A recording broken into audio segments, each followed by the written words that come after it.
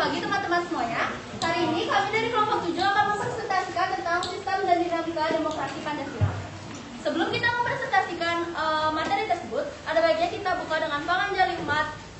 Om Swastiastu. Om Swastiastu. Baik, sebelum kita mempresentasikan materi tersebut, ada baiknya kami memperkenalkan diri terlebih dahulu. Perkenalkan, nama saya Diah Dewi Gayatri dan rekan saya. Perkenalkan, nama saya Fitri Febrianti. Perkenalkan, nama saya Niko Mangandira Nyata. Saya Dewi Raditya Dewardana. Saya Imam sekarang Subadi. Baik, berikut ini adalah pokok bahasan dari sistem dan dinamika demokrasi Pancasila. Yang pertama, seperti yang kita dapat lihat pada layar proyektor, kita dapat melihat hakikat demokrasi, kemudian dinamika penerapan demokrasi Pancasila, dan yang terakhir adalah bagaimana cara kita membangun kehidupan yang demokratis. Pertama, kita akan membahas mengenai hakikat demokrasi. Yang pertama ada makna demokrasi yang akan dijelaskan oleh rekan saya. Jadi di sini saya akan menjelaskan makna demokrasi. Maka demokrasi berasal dari bahasa Yunani, demos yang berarti rakyat, atau sotokratein yang berarti pemerintahan. Sehingga demokrasi dapat diartikan sebagai pemerintahan rakyat. Menurut KBBI, demokrasi merupakan istilah politik yang berarti pemerintahan rakyat. Menurut Abraham Lincoln, demokrasi adalah suatu sistem pemerintahan dari rakyat ke rakyat. Yaitu yang pertama, demokrasi formal.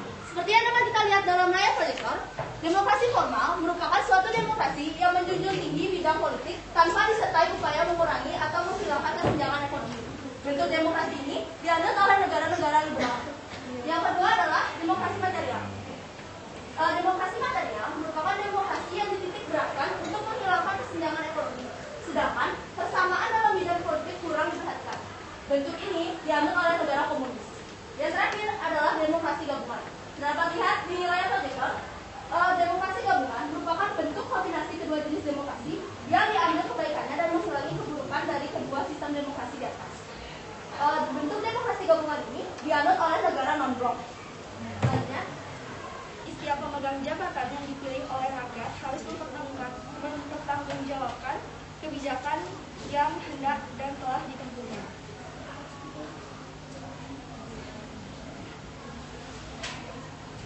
Lalu ada rotasi kekuasaan.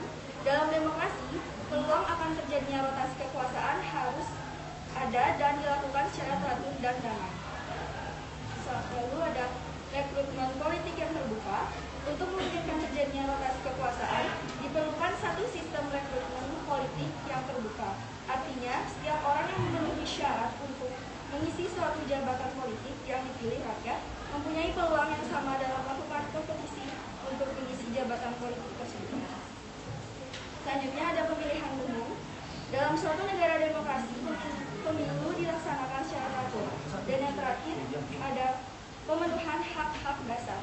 Dalam suatu negara yang demokratis, setiap warga negara dapat menikmati hak-hak dasar mereka secara bebas. Termasuk di dalamnya ada hak untuk menyatakan pendapat, hak untuk berkumpul dan berserikat, dan hak untuk menikmati tempat yang bebas. sekarang kami akan membacakan peraturan dan rules dari game yang akan kami adakan. Yang pertama adalah game diadakan dalam 3 sesi. Kemudian setiap sesi akan dibagikan satu kertas pada masing-masing kelompok dan 1 spidol bertali. Kemudian jika seluruh kelompok sudah dibagikan spidol dan kertas, maka kelompok diharuskan untuk memegang ujung tali. 1 orang memegang 1 ujung tali. Kemudian panitia akan membacakan soal. Pada saat soal dibacakan, setiap kelompok sudah harus siap dengan memegang ujung tali dari masing-masing spidol. Panitia akan memberikan waktu 2 menit untuk mendiskusikan soal yang diberikan. Kemudian peserta dapat langsung menggambar opsi jawaban yang disediakan. 2 menit termasuk dalam waktu mencari jawaban dan menggambar. Kemudian peserta dilarang menyentuh kertas dan hanya diperbolehkan untuk menarik ujung tali yang berjumlah 5 untai tali. Jadi kalian dilarang untuk memegang kertas yang tersedia di bawah dan hanya diperbolehkan untuk menggunakan tali untuk menggambar opsi jawaban. Kemudian selanjutnya bagi kelompok yang sudah selesai menggambar opsi dipersilakan untuk angkat tangan kemudian langsung maju ke depan. Kemudian kelompok terbaik pada setiap sesi ditentukan dari seberapa cepat kelompok mengumpulkan jawaban tercepat. Jadi setiap sesi hanya ada 1 kelompok tercepat. Kemudian Kemudian apabila sudah terdapat satu kelompok tersebar pada setiap sesi, maka kelompok tersebut tidak diperkenankan bermain lagi karena akan melanjutkan permainan di babak selanjutnya. Untuk kelompok yang tersisa akan diperkenankan untuk membuat jawaban yang benar terlebih dahulu dengan menggunakan pensil atau pulpen atau spidol yang kami berikan.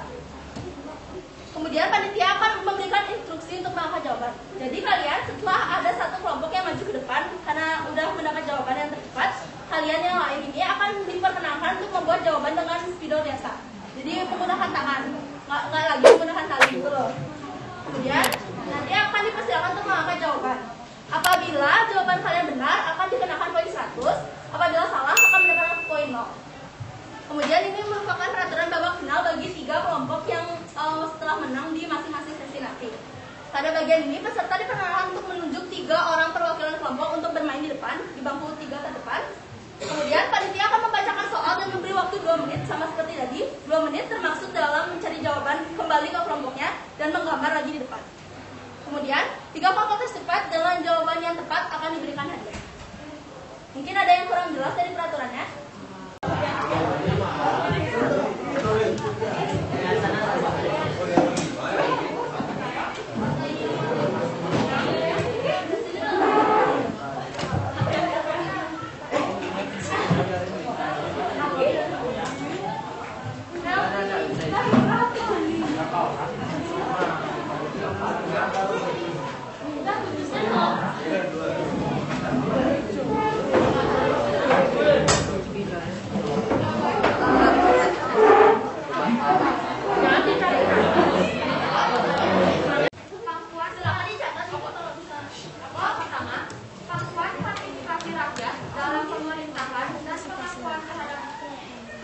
Dan martabat manusia merupakan A. Asas demokrasi, B. Ciri demokrasi, C. Pengertian demokrasi, D. Proses demokratisasi, E. Bentuk demokrasi.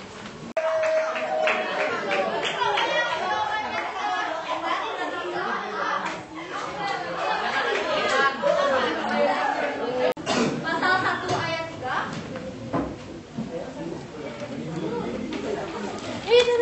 Dan dia wakil presiden.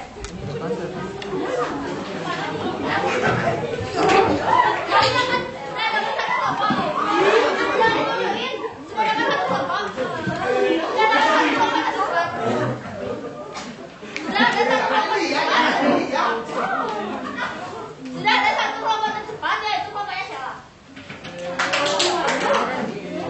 Jawaban yang benar adalah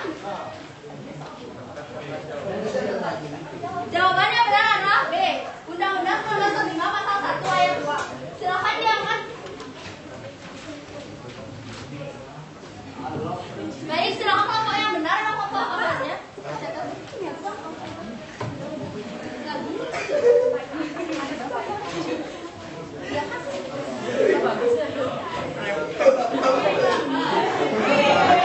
Pertama, pengakuan partisipasi rakyat dalam pemerintahan dan pengakuan terhadap harkat dan martabat manusia merupakan A. Asas demokrasi, B. Ciri demokrasi, C. Pengertian demokrasi, D. Proses demokrasi, E. Bentuk demokrasi.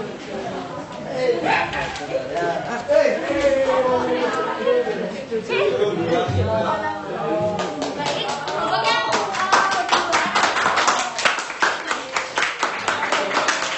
jawaban yang benar adalah jawaban A.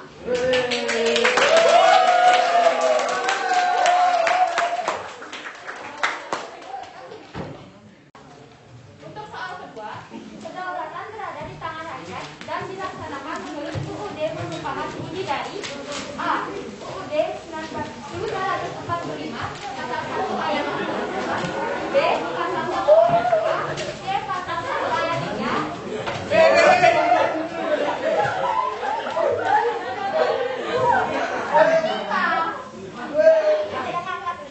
Jawaban yang benar adalah B.